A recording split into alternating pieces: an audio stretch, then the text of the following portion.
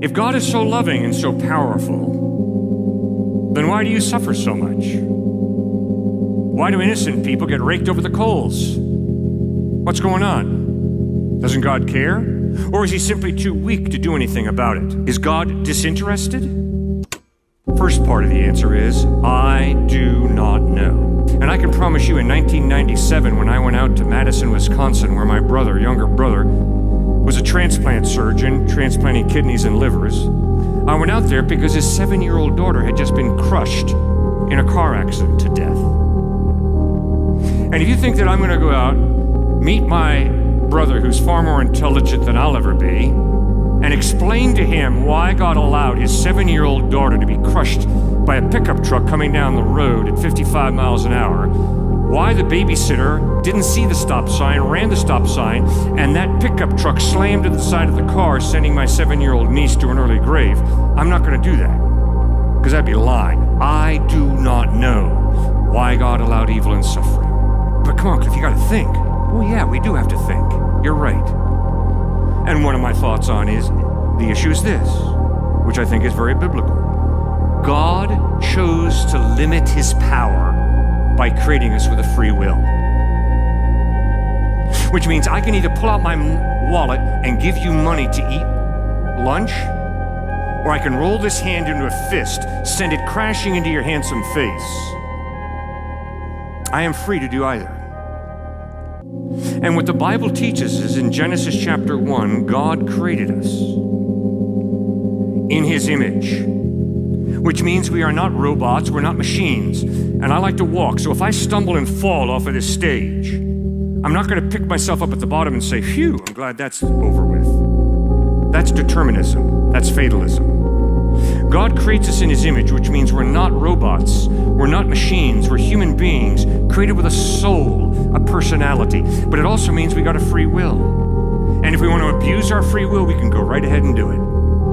But there will be a day of judgment when God promises to hold us responsible for the free decisions that we have made. And that's why Joshua stands before the people of Israel and says, if serving the Lord seems undesirable to you, then choose for yourselves this day whom you will serve. But as for me and my house, we will serve the Lord.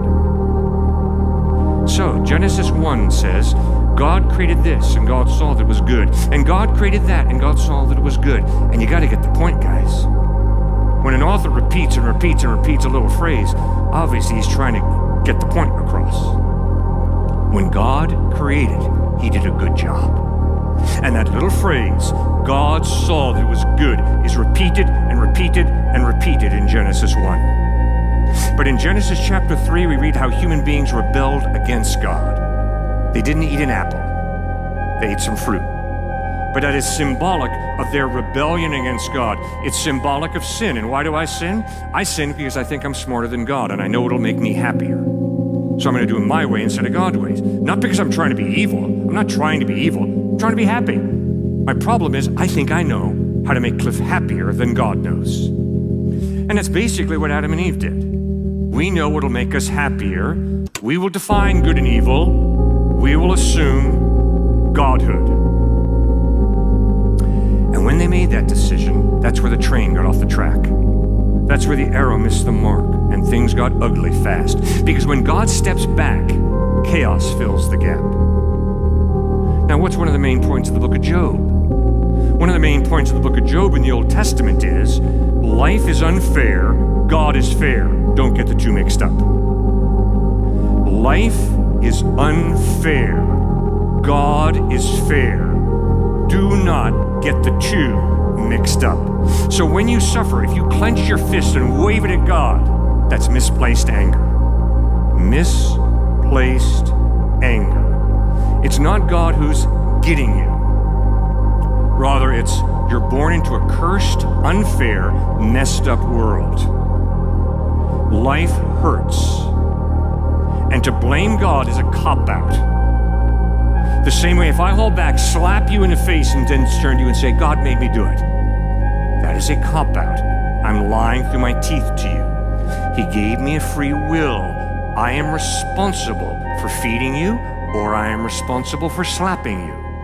God gave me that innate ability. That's part of why I believe we have a soul. Because you see, friends, if there is no God, you don't have a free will. If there is no God, you just are a chemical reaction between your two ears. That's all you are. And determinism wins the day. Fatalism wins the day. What will be, will be. What is. No, the Bible teaches we've been created in the image of God. We have a soul, and that means a rational mind, a free will, the ability to love or to hate or to be indifferent. We choose.